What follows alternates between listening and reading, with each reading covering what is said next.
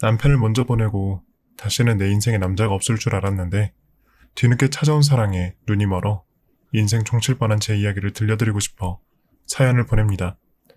제 남편은 그렇게 다정하고 가정적일 수가 없었죠. 친구들이나 친정 언니들이 제가 남편 복 하나는 타고났다고까지 할 정도였으니까요. 남편은 제약회사에 다녔는데 업무 특성상 야근이나 거래처 접대회식으로 집에 늦게 들어올 때가 많았어요. 접대를 위한 회식 장소라면 자연스럽게 떠오르는 장소가 있잖아요. 남편도 남잔데 젊은 여자들을 보면 혹할 법도 한데 20년 회사를 다니는 동안 여자 관련한 일로 저를 불안하게 한 적이 한 번도 없었어요. 남편은 본인이 꼭 있어야 할 자리에만 동석하고 나머지는 다 동료들한테 부탁했죠. 요리 피하고 조리 피해 다니는 남편을 동료들이 얼마나 얄미워했겠어요. 하지만 남편은 당신한테 마음의 상처를 주고 싶지 않아. 그리고 우리 딸들에게도 떳떳한 아빠가 돼야지. 이렇게 얘기를 해줬어요. 회사에서 불이익이 있더라도 이것만은 지키고 싶다면서요. 평일에는 늦게 집에 오지만 주말이나 공휴일은 오롯이 저와 딸들을 위해 시간을 썼습니다. 주말만 되면 아이들 데리고 전국 방방곳곳을 돌아다녔죠. 덕분에 산이고 계곡이고 안 다녀본 곳이 없을 정도로 구석구석 다녀봤죠. 이렇게 좋은 사람을 하늘도 탐이 났던 걸까요? 어느 날부턴가 장기침이 늘어서 이상하다 싶어 병원에 종합검진을 하게 되었습니다. 며칠 후 듣게 된 결과는 폐암 말기. 정말 믿을 수가 없었죠. 결혼 생활 내내 그 흔한 감기 한 번을 걸리지 않던 사람이라 예상치 못한 병명에 가족들 모두 충격이었어요. 늘 건강했기에 당연히 그전까지 건강검진을 받은 적이 한 번도 없었는데요. 그러니 저희가 발견했을 때는 너무 늦었어요. 게다가 이른 나이에 발병된 거라 이미 진행이 한참 된 상황. 수술이라도 하고 싶었지만 병의 진행 속도가 워낙 빠르고 또 폐뿐만 아니라 이미 그 주변 장기로까지 암세포가 번진 상황이라서 손 쓸 새도 없이 그 사람을 잃고 말았어요. 이 모든 게 불과 3개월 만에 일어나서 저는 남편의 죽음을 받아들이기 힘들었어요. 갑작스럽게 몰아친 상황은 저를 더욱더 나락으로 빠뜨렸는데요. 늘 곁에 있던 사람이 없으니 어떻게 살아야 할지 갈피를 잡을 수가 없었어요. 그나마 다행이라면 아이들이 이젠 다 커서 지 할 도리를 할 수 있는 시기라는 거. 하지만 그러다 보니 저는 더욱더 정신을 쏟을 곳이 없어 하루하루 무기력해지기만 했습니다. 엄마, 식사 좀 하시고 잠도 좀 주무세요. 산 사람은 살아야지. 이렇게 엄마 무너지면 아빠도 많이 슬퍼하실 거야. 네? 딸들은 정신 못 차리는 제가 걱정되어서 둘이 돌아가며 집에서 저를 지켰어요. 지들도 맘추스르기 힘들 텐데 다시 일상으로 돌아가고 싶었지만 그게 너무나 힘이 들었습니다. 그런 저를 붙잡아준 건 산이었어요. 남편이 죽고 난 후에 밤에 잠을 제대로 잘 수 없어 늘 수면제를 먹고 잠자리에 들곤 했는데요. 하지만 그것도 내성이 생겼는지 한 알 두 알 점점 복용량이 늘어나더라고요. 게다가 저는 수면제를 먹으면 약간의 목류병 증상이 있어서 그 전날 일을 잘 기억하지 못했어요. 어느 날은 눈을 떠보니 제가 글쎄 병원 응급실에 누워있는 게 아니겠습니까? 옆에서 우리 딸들은 저를 붙잡고 대성통곡하고 있고 나중에 상황을 들어보니 수면제를 저도 모르게 과다 복용해서 남들이 보기에는 스스로 목숨을 끊으려고 한 줄 알고 있더라고요. 사태가 이 지경까지 오니 저도 심각성을 느끼고 정신과 상담을 받기 시작했고 그때 의사 선생님이 가장 추천해준 운동이 바로 등산이었어요. 자연 속에서 햇빛을 받으며 정처 없이 산을 오르다 보면 몸이 건강해지는 건 둘째치고 마음과 정신까지 건강해진다고 하시더라고요. 그 말을 듣고 바로 그 다음 날부터 산에 오르기 시작했어요. 다행히 제가 사는 아파트 뒤쪽으로 부담 없이 오를 수 있는 동산이 있어서 부담 없이 시작하게 되었습니다. 처음에는 운동 부족으로 인해 조금만 올라도 숨이 차고 힘들었는데 나중에는 그 고통마저 쾌감으로 다가오더라고요. 마라톤에서 러너스 하이라고도 하죠. 한번 그 쾌감을 맛보니 중독되어 끊을 수가 없었어요. 그래서 눈을 뜨자마자 매일같이 산을 올랐어요. 정신없이 산을 올라 정상에 다다르면 그렇게 상쾌하고 보람될 수가 없었죠. 비로소 내가 살아있는 느낌이 들었습니다.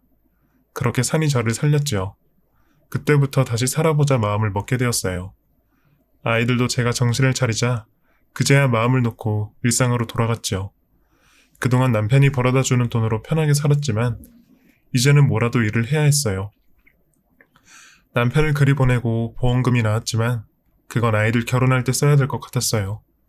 아빠 없는 아이들이라고 욕하지 않게 번듯하게 보내려면 부지런히 벌어서 더 모아야겠다는 생각이 들었지요. 나이 50 먹은 아줌마, 그것도 직장 경험부, 경력이라고는 전업주부 25년 차밖에 없는 아줌마가 할 수 있는 일은 몇 개 없었어요. 영업회사에 다니는 남편이었지만 제 성격에 영업을 하기엔 역부족 같았죠. 별 수 없이 집에서 거리가 있는 제조 공장에 생산직으로 취직을 했습니다. 처음엔 일하는 게 서툴러서 선임들한테 눈치밥 꽤나 먹었죠. 하지만 몇 주 지나니까 반복적으로 하는 일이라 능숙하게 할 수 있었어요. 내 손으로 일해서 번 첫 월급을 받았을 땐 나도 할 수 있다는 희망에 너무 기뻤습니다.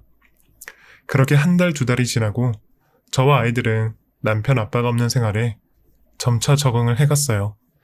다행히 집은 월세가 아닌 자가라 제가 버는 돈으로 우리 세 식구의 생활비는 어느 정도 커버가 되더라고요.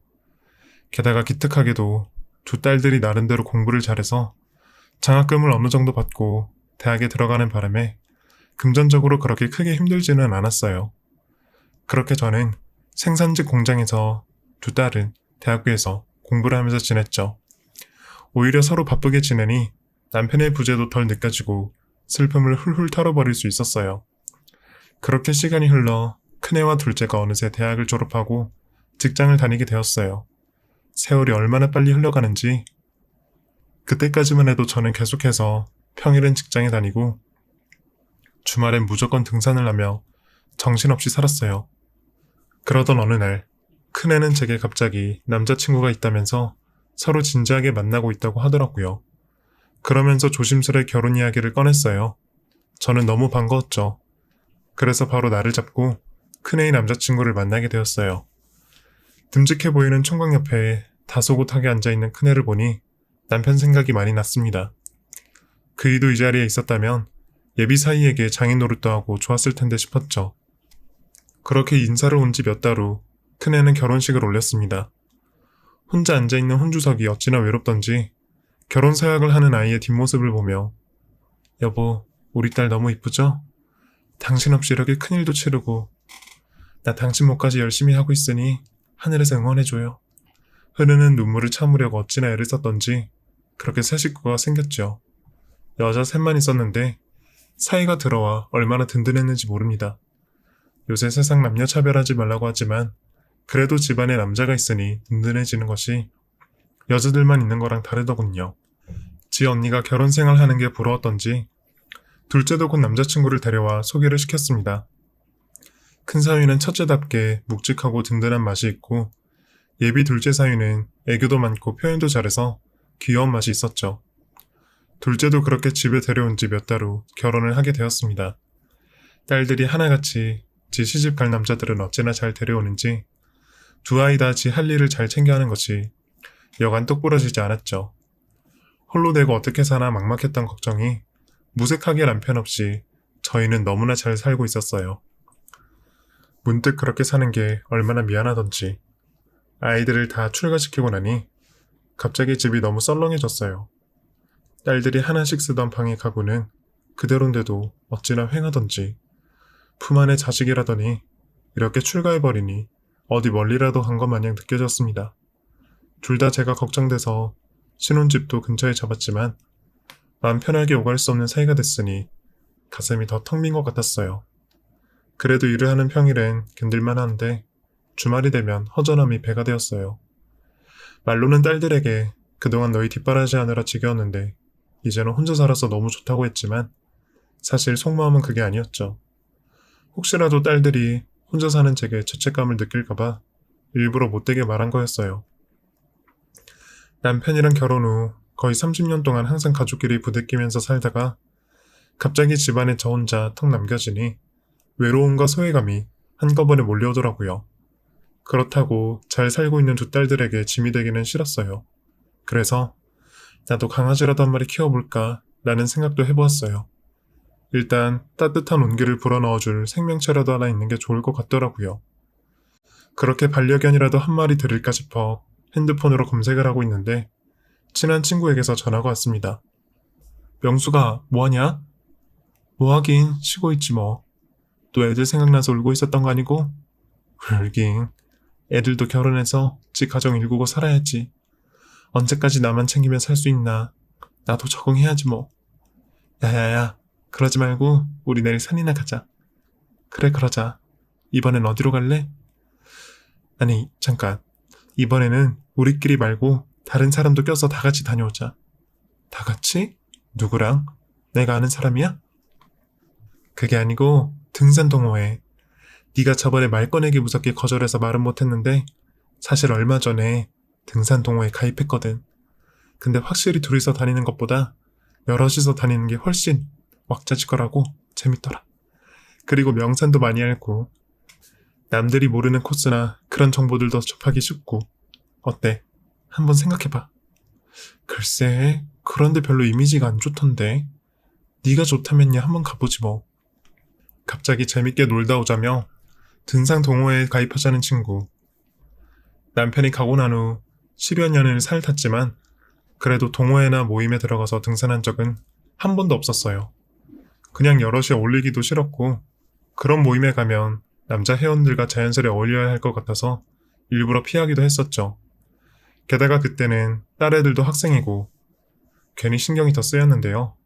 하지만 이제는 둘 다 결혼도 해서 나가자니 조금은 편하게 동호회 사람들과 어울려도 될 것 같았어요. 또 혼자 등산 다니는 것보다 단체로 다니다 보면 경치 좋은 명산도 저렴한 가격에 갈 수 있고 또 맛있는 음식도 자주 먹을 수 있을 것 같아서 나쁘지 않겠더라고요. 그래서 친구가 권하는 동호회에 가입하고 산행을 같이 하기로 했죠. 다음날 등산 채비를 하고 약속된 장소에 나갔어요. 인원이 30명 정도 되는 동호회였는데 나이대가 5, 60대였죠. 기존 회원들끼리 오붓하게 모여있는 자리에 친구가 저를 이끌고 갔어요. 안녕하세요, 회장님. 저희 왔어요. 어이구, 김 여사님, 어서오세요. 자자, 다들 인사해요. 이번에 새로 들어오신 회원분들이에요. 살갑게 맞아주시는 분이 동호회 회장인 것 같았어요.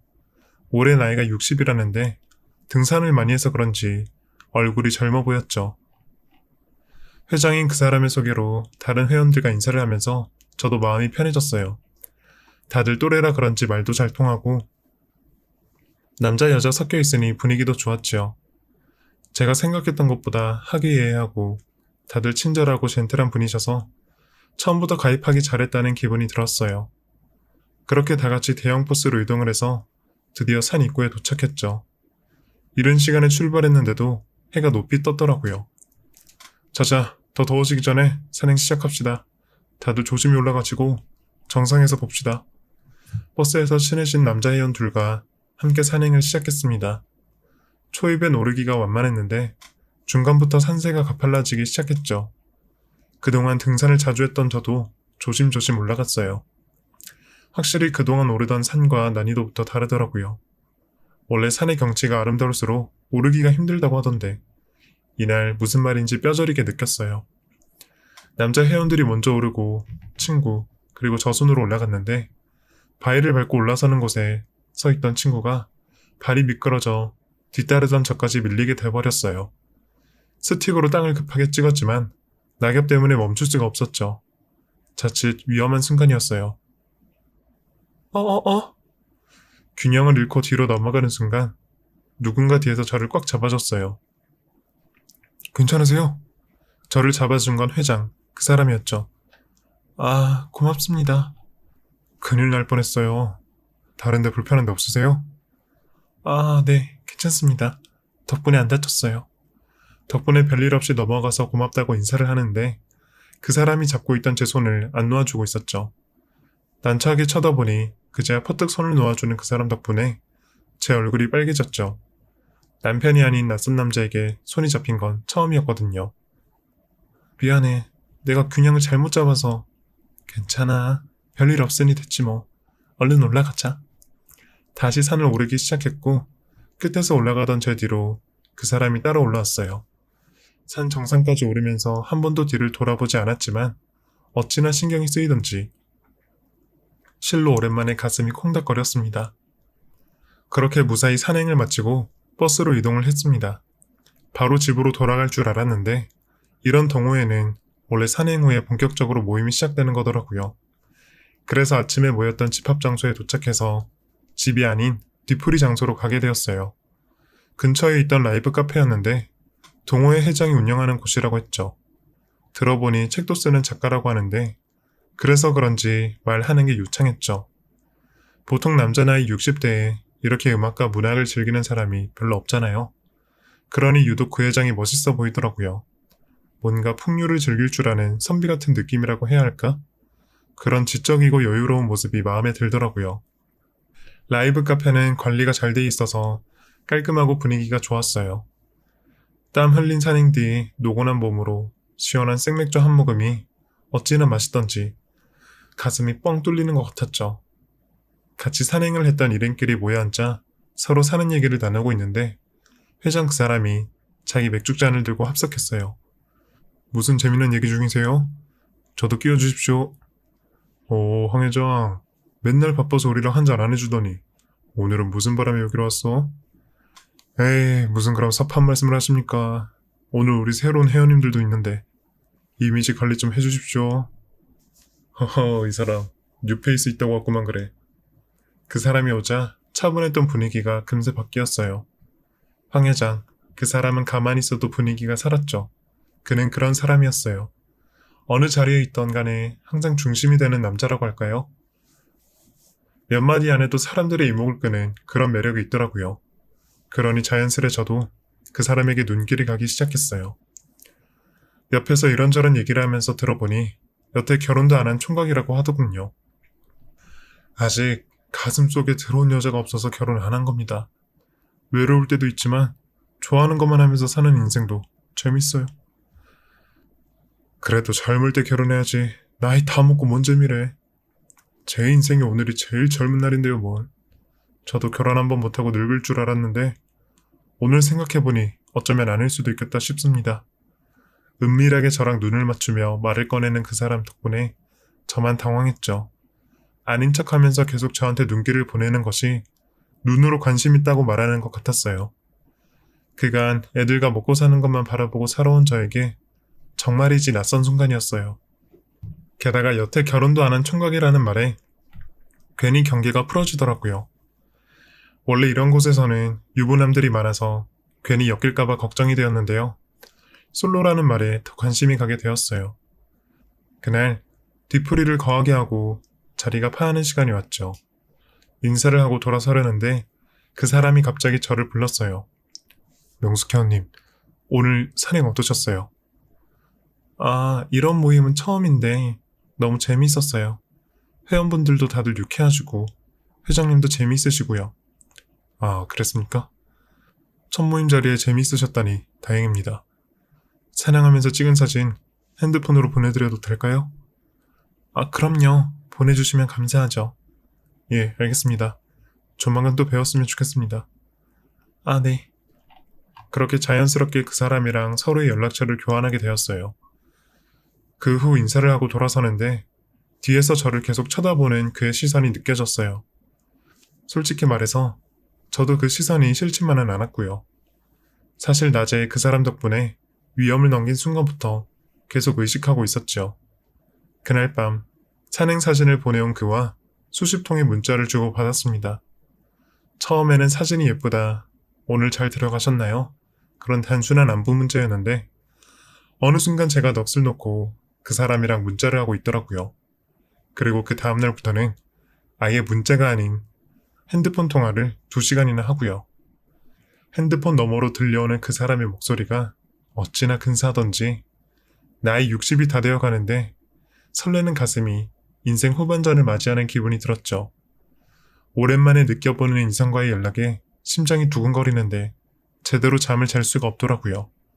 몸은 나이를 먹어가지만 마음은 여전히 청춘이었어요. 그렇게 그 사람과 가까워지기 시작했습니다. 처음엔 핸드폰으로 문자와 통화만 했지만 어느 순간 퇴근 후나 주말에 그 사람과 함께하는 시간이 늘었습니다. 그냥 시작은 좋은 친구로 지내자였습니다. 그 사람도 이제 와서 결혼 생활을 시작하는 게 부담이고 저도 이 나이에 굳이 결혼은 전혀 마음이 없었기에 둘 다 그 부분에 부담 없이 편하게 생각하고 만났었죠. 하지만 그를 만나면 만날수록 더더욱 좋아졌습니다. 그도 여자한테 이런 감정을 느끼는 건 처음이라며 저한테 늘 특별하다고 얘기해줬어요. 저는 바보같이 그런 그를 아무 의심 없이 믿었습니다. 남편 이외에 이렇게 진지하게 남자를 만난 게 처음이라서 바보 같게도 그가 하는 모든 말이 진심인 줄 알았었죠. 게다가 또래와는 다른 그의 자신만만한 모습이 저를 그렇게 믿게 만들었죠. 그렇게 본격적인 만남을 가지면서 자연스레 그 사람의 라이브 카페에 자주 들락거렸어요. 일을 마치면 퇴근길에 그곳에 가서 좋아하는 음악을 듣기도 하고 맥주도 한 잔씩 하면서 행복한 데이트 시간을 보냈죠. 일을 하는 동안에도 하루 종일 퇴근 후 그 시간만 기다려졌습니다. 제 삶의 활력소 같은 느낌이었죠. 제 얼굴에 그게 표가 났는지 같이 일하는 동료들도 명숙 씨, 요즘 좋은 일 있었어? 뭐가 그렇게 싱글벙글이야? 아, 무슨, 그래 보여? 요즘 연애라도 하나 봐? 친한 동료들이 저를 놀렸고 저는 그것이 싫지만은 않았습니다. 그러던 어느 날, 그날도 퇴근하고 라이브 카페로 갔죠. 동호회 사람 몇 명이 이미 맥주 한잔을 하고 있었어요. 그곳은 동호회 사람들 아지트였죠. 방앗간 같은 그곳을 사람들은 자주 찾았고 저도 자연스럽게 그 자리에 어울리게 되었습니다. 그 사람과 저는 어느새 동호회 안에서 공식 커플 대우를 받았고 다들 저희의 만남을 축하해주는 분위기였어요.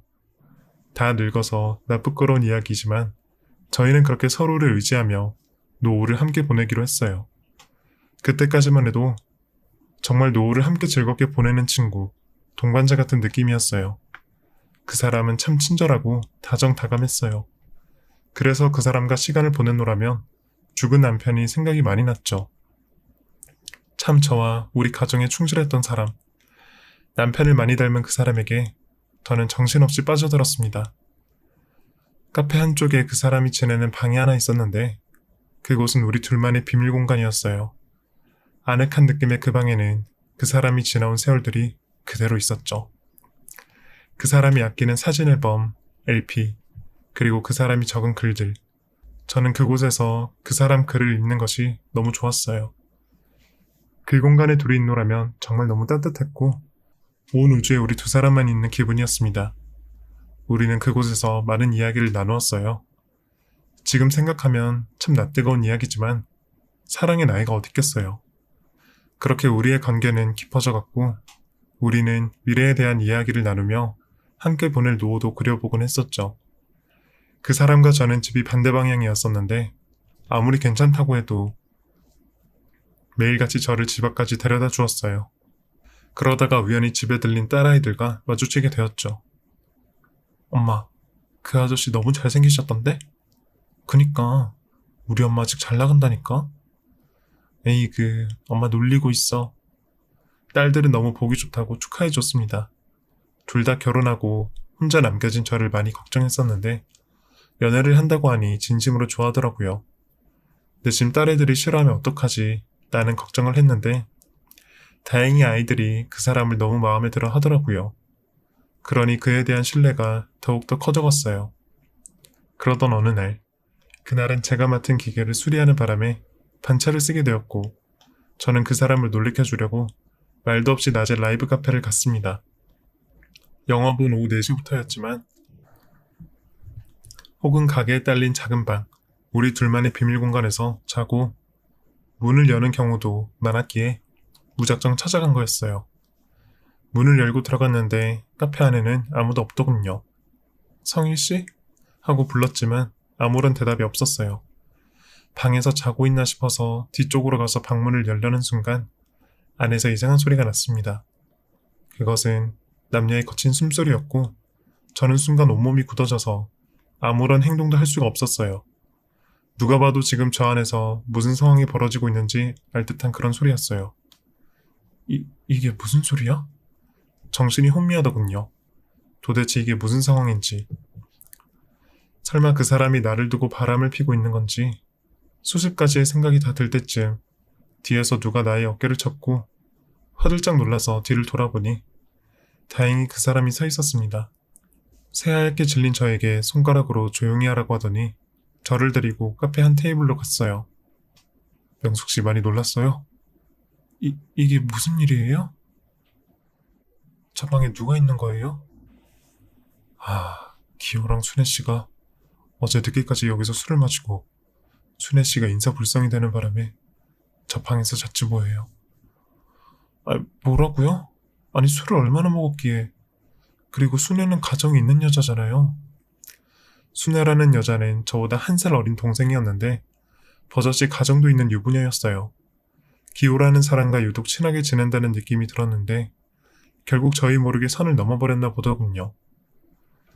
둘이 저런 관계 된 지 좀 된 것 같더라고요. 괜히 남의 집 가정 문제에 꼈다가는 고래싸움에 새우등 터지는 꼴이니 우리는 모른 척합시다.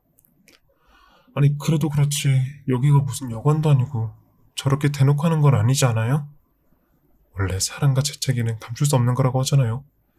지금 와서 우리가 말린다고 해서 저들이 안 만날 것도 아니고 그냥 모른 척 눈 감아줍시다. 저는 너무 복잡했습니다.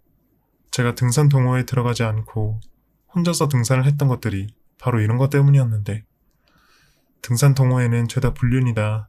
정상적인 남녀 없다. 이런 소문들 때문에 동호회에 들어가기가 꺼려졌었거든요.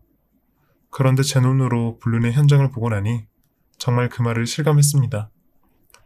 제가 너무 충격을 받아 하자 그 사람이 저한테 시원한 물을 한 잔 주었고 명숙씨, 괜히 나까지 그런 사람으로 오해 말아요. 나는 맹세코 그런 적 없으니까. 저는 고개를 끄덕였어요. 그땐 그 사람 말을 다 믿고 싶었죠.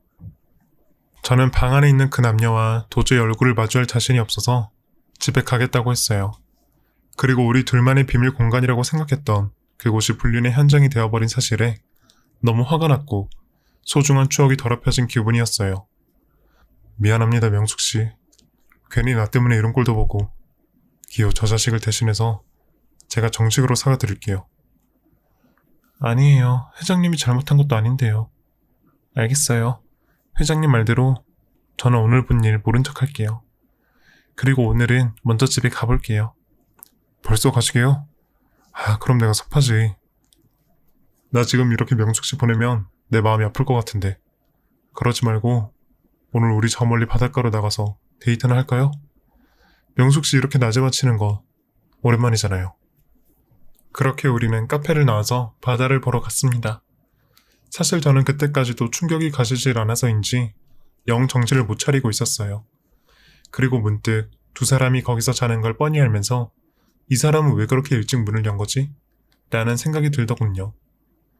근데 성일 씨는 오늘 왜 그렇게 일찍 가게 문을 연 거예요? 오늘 주류 들어오기로 한 날인데 일찍 넣어준다고 해서 일부러 그 시간에 맞춰간 거예요. 그렇구나. 명숙씨, 아직도 그 생각하는 거예요? 이제 그만 잊어버려요. 남의 인생사 뭐가 중요해요? 우리 둘만 생각하자고요. 그래도 우리에게 좋은 추억 있는 그곳에서 그런 짓을 했다는 게 너무 찝찝하고 화도 나고 그러네요. 그리고 뭔가 불륜 저지른 사람이 동호회에 있다는 생각하니 불결한 것도 있고요. 진짜 명숙 씨는 참 순수하고 아이 같은 면이 있단 말이야. 그래서 내가 좋아하지. 저는 처음 보는 광경에 충격이 컸지만 아마도 그 사람은 동호회 회장을 하면서 이런저런 꼴을 많이 봐서 그런지 무덤덤하더라고요. 그러면서 제게 이외에도 몇 개의 불륜 에피소드를 이야기해 주었어요. 진짜 이 사연 채널에 올라와도 될 정도로 막장 드라마 같은 사례가 많더라고요. 자기는 정말 산이 좋고 또 혼자 살면서 너무 외로워서 이렇게 마음 맞는 사람들이랑 등산을 다니면서 부대끼는 게 너무 좋은데 이런 불륜 상황들은 본인도 너무 싫다고 하더라고요. 하지만 자기가 하지 말라고 해서 그 사람들이 안 만나는 것도 아니고 또 그렇다고 해서 등산 동호회를 관두기도 그렇고 고민이 이만저만이 아니더라고요. 그래서 그런지 웬만한 여자를 믿지 않는다고 했어요. 하지만 저는 다르다고 말해주었고 그래서 더 진심으로 아껴주고 사랑해주었죠. 그리고 쑥스럽지만 그날 그 사람은 바닷가에서 저에게 프로포즈를 했습니다. 태어나서 처음으로 지켜주고 싶고 같이 살고 싶은 사람이라고. 그날 소주 한 잔에 취했는지 분위기에 취했는지 저는 그의 마음을 받아주었어요. 그렇게 저희는 다 늙은 나이에 결혼을 하기로 했습니다. 그 사람은 부모님도 두 분 다 돌아가셨고 결혼을 한 적도 없기에 자식도 없었죠. 그래서 저희 딸 2명과 같이 식사를 하며 정식으로 같이 사는 것을 이야기했습니다. 아이들은 너무나 기뻐했고 저는 모든 것이 참 감사했습니다. 결혼식은 없었지만 그래도 신혼여행은 다녀와야 한다며 아이들이 가까운 제주도로 여행을 보내주었어요. 우리의 신혼여행이었죠. 너무 설레었고 행복했습니다. 60대 노부부가 된 우리는 커플티를 맞춰 입고 신혼 분위기를 냈는데 지나가는 사람들마다 너무 보기 좋다면서 입을 댔고 젊은 친구들은 저희더러 멋있다고 해주었어요. 10월의 제주는 모든 것이 행복했고 모든 것이 좋았지요. 호텔 앞에서 둘이서 손을 잡고 제주 밤바다를 거닐 때 명숙씨, 우리 정말 서로 의지하면서 잘 살아봅시다. 내가 정말 잘할게요. 당신 후회하지 않게. 고마워요. 저도 잘할게요. 우리 남은 인생 멋지게 살아봐요. 그렇게 서로의 손을 잡으며 약속을 하고 숙소로 돌아갔습니다. 제가 먼저 씻으러 들어가서 물을 틀어놓고 샤워를 하려고 하는데 가운을 안 들고 왔기에 다시 가운을 가지러 욕실 밖을 나갔는데 그 사람이 창문 앞에서 누군가와 통화를 하고 있더군요. 욕실의 물소리 때문에 제가 나왔는지도 모르더라고요. 살짝이 벽에 걸려있는 가운을 가지고 욕실로 들어가려는 순간 그럼 지금 도착했어? 605야. 빨리 와야 돼. 곧 씻고 나올 거거든. 저는 깜짝 놀라서 몸을 숨기고 전화 내용을 엿들었습니다. 그 사람은 누군가에게 우리 방 호수를 가르쳐 주었고 자신이 로비로 지금 데리러 가겠다고 하더군요. 그렇게 통화를 끝내길래 저는 놀라서 욕실 안으로 들어갔고 그 사람이 호텔방을 나가기만을 기다렸어요. 띠리릭 하는 소리에 도어락이 닫히는 소리가 들렸고 저는 얼른 욕실 밖으로 나왔어요. 이게 도대체 무슨 일인가 싶어 혼란스러웠습니다. 지금 이 시간에 그것도 우리 신혼여행인 제주도에 누가 온다는 말인 건지 순간 무섭기도 하고 여자의 촉인지 뭔지 이 자리를 벗어나야겠다는 생각이 들더군요. 저는 재빨리 옷을 갈아입고 이것저것 챙겨 나가려고 하는데 카드키 되는 소리가 들리더라고요. 너무 놀라서 핸드폰과 가방만 들고 침대 밑으로 기어들어갔습니다. 그래도 영화에서 본 것이 있어서 핸드폰을 무음으로 당장에 바꾸고 숨을 죽이고 있었죠. 둘은 도둑고양이처럼 들어오더니 조용한 목소리로 저쪽 베란다에서 보면 잘 보일 거야. 형님 좋으시겠습니다. 그 사람과 대화하는 사람은 다름 아닌 얼마 전 카페에서 불륜을 하던 후배였어요. 저는 너무 놀랐고 심장이 터지는 줄 알았습니다. 가까스로 정말 죽은 듯이 침대 밑에서 둘의 이야기를 들었어요. 형수님 올해도 씻으시네요. 빨리 숨기나 해. 그러고는 그 사람은 욕실에 노크하고 제 이름을 불렀습니다. 명숙씨, 아직 멀었나요? 새신랑 너무 기다리게 하는 것도 실례입니다. 아무리 불러도 인기척이 없자 욕실 문을 열더니 제가 없는 것을 확인하고는 뭐야, 이 여자 어디 갔어? 라고 소리치더군요. 그러니 베란다에 숨어있던 후배가 뛰어나오더니 뭐예요? 벌써 눈치챈 거 아니에요? 눈치는 무슨, 눈치 있는 여자였으면 이미 눈치챘겠지. 아니 말도 없이 어딜 간 거야? 가방도 없네? 전화해보세요. 뭐예요, 제주도까지 날라왔는데. 저는 침대 밑에서 가슴을 졸이며 문자를 했습니다. 애들한테 급한 일이 있어서 서울로 가요. 제 문자를 봤는지 그 사람은 입에 담을 수도 없는 욕을 해댔습니다. 처음 보는 폭력적인 모습에 목 뒤로 소름이 쫙 돋더라고요. 아이씨, 지금까지 내가 공들인 게 얼만데. 형님, 오늘만 날입니까? 이제 결혼까지 하셨으니 기회는 많잖아요. 술이나 한잔하러 가시죠. 오늘 드디어 한번 품어보나 했건만 진짜 여간 비싼 여자가 아니네. 그러니까 더 짜릿하잖아요, 형님. 기분 다 잡쳤네. 형님, 일단 나가서 한잔하면서 다음 계획 잡아봅시다. 둘이서 호텔방을 나가고 난 뒤 한참을 저는 침대 밑에 있었습니다. 그리고 슬슬 기어나와서 지금 이 상황을 정리했어요. 도대체 이게 다 무슨 말인지 도무지 정리가 안 되었습니다. 내가 들은 이야기들은 도대체 무슨 말이며 이 상황은 다 무엇인지. 저는 그 길로 짐을 싸서 서울로 올라왔고 처음 이 동호회를 소개시켜준 친구에게 전화를 했습니다. 제가 상황을 이야기하니 그 친구는 펄쩍 뛰었고 사실 그 친구는 저를 소개하고는 두세 번 더 등산을 하고 허리를 다쳐서 더 이상은 모임에 나오지 않았었어요. 친구는 알아보고 연락 준다고 했고 잠시 뒤 저는 충격적인 사실을 마주하게 되었습니다. 친구는 얼마 전에 그 모임에서 탈퇴한 동생이 한 명 있었는데 그 동생에게 전화를 해서 이 상황을 이야기했다고 합니다. 그리고 아주 충격적인 사실을 듣게 되었어요. 알고 보니 그 사람은 관음병 환자였습니다. 남들의 성관계를 보며 희열을 느끼고 아주 상습적으로 그것을 지켜보는 사람이었어요. 더 충격적인 사실은 제가 보았던 그 산동호의 멤버들이 너무 그런 류의 사람이었던 겁니다. 무늬만 등산 모임이지 관음병자 환자들의 모임이었어요. 라이브 카페는 그 사람들의 아지트였고 나중에 한 사실이지만 우리 둘만의 비밀 공간이라고 여겼던 그곳은 수많은 남녀가 잠자리하는 곳이었고 그 한쪽 벽면으로 나 있는 구멍으로 다른 사람들은 그것을 지켜보고 있었던 거죠. 정말 소름이 끼쳤고 정말 이런 정신병자들이 없었습니다. 신입 여자들이 동호회에 들어오면 남자들이 유혹해서 잠자리를 했고 그것을 다른 회원들은 훔쳐보는 시기였습니다. 정말 생각만 해도 치가 떨리고 분노가 끌어올랐습니다. 사실 저희가 연애 기간이 꽤 되었지만 그동안 관계를 맺은 적은 없었어요. 왜냐하면 제가 원래 좀 보수적인 면이 있어서 결혼 후에 뭔가 떳떳한 상태에서 하고 싶었거든요. 그러니 이 사람은 애가 달았고 어떻게든 저를 잡아뜨리려고 무던히도 노력을 했던 거였어요. 그래서 마지막 비장의 카드로 결혼을 내민 거였어요. 제가 몸을 허락하지 않자 결혼을 빌미로 저를 가지려고 한 거였죠. 지금 생각해보면 카페 빌밀 공간에서 종종 스킨십을 시도했었는데요. 그때마다 제가 거부하고 피했는데 만약 받아줬으면 지금쯤 어떤 상황이 일어났을지 정말 생각만 해도 아찔하고 소름이 돋습니다. 모든 진실을 알고 난 뒤 저는 너무나 큰 충격에 휩싸였습니다. 그리고 그 사람을 사기죄로 고소했어요. 그리고 그날 호텔방에서 둘이 나눈 대화를 녹음한 것들을 들이밀었죠. 경찰서에 신고를 하고 난 사실은 그 사람은 이미 사기 전과범이었고 작가라는 것도 모든 것이 다 거짓말이었습니다. 게다가 전 연인과의 관계를 가질 때 몰래 카메라를 찍어 다른 사람에게 유포한 혐의도 있어서 이번에 잡히면 가중처벌로 깜빵에 갈 수도 있다고 하더라고요.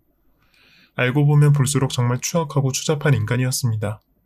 그런 사람에게 한순간의 다정함에 홀라당 넘어간 제 자신이 너무나 원망스러웠죠. 그리고 너무 비참했습니다.